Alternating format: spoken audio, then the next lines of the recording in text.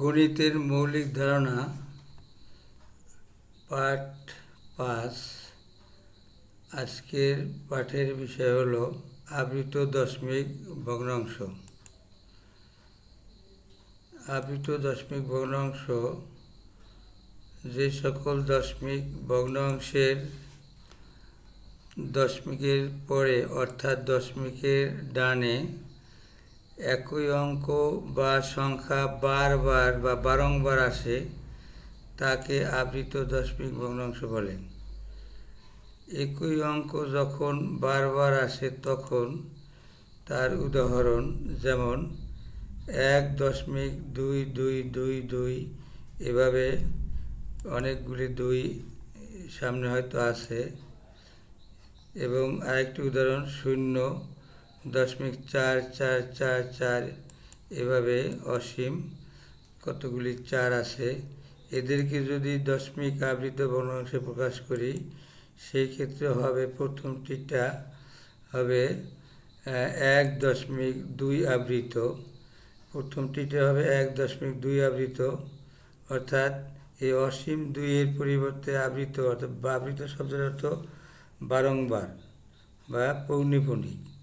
এবং দ্বিতীয়টি আবৃত দশমিক ভগ্নাংশে যদি প্রকাশ করি তা হবে 0.4 আবৃত বা 0.4 পৌনঃপুনিক। এবারে যদি দশমিকের ডানে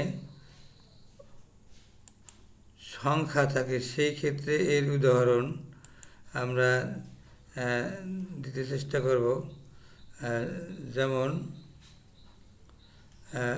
এর একটু বলে রাখা ভালো যে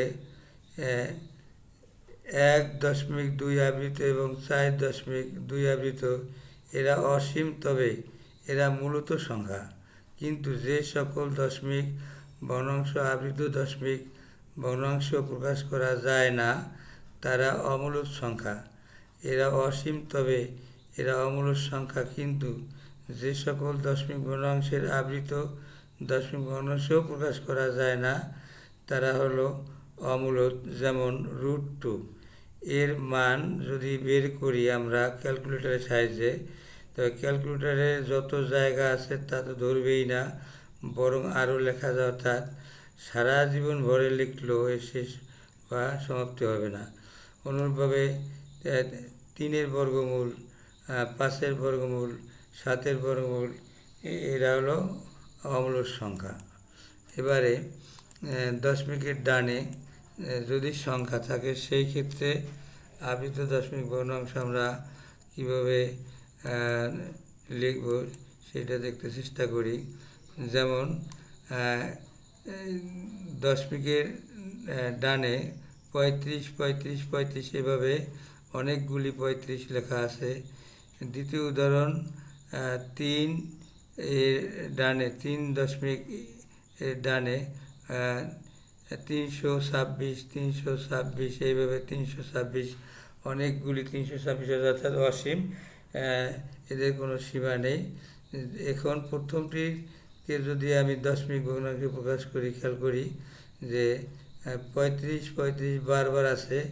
এই কারণে 3-এর উপরে আবৃত এবং 5-এর উপরে আবৃত লিখলেই এই অসীম আবৃত দশমিক ভগ্নাংশটি হয়ে গেল। দ্বিতীয়টি 326 বারংবার আসছে, এই কারণে 3.3-এর উপরে আবৃত এবং 6-এর উপরে আবৃত। এক্ষেত্রে মনে রাখতে হবে যে মাঝখানে যে 2-এর উপরে আবৃত না, কিন্তু এটাও আবৃত হিসেবে গণ্য হবে। অর্থাৎ যদি 2-এর অধিক ডানের সংখ্যার অঙ্ক হয় সেক্ষেত্রে প্রথমটি এবং শেষেরটি দিলেই আবৃত দশমিক ভগ্নাংশে প্রকাশ করা হয়ে যায়। ধন্যবাদ। এই ভিডিওটি শেয়ার এবং সাবস্ক্রাইব করে সবার মধ্যে ছড়িয়ে দিবে, যাতে করে প্রত্যেকেই উপকৃত হয়। আল্লাহ হাফেজ।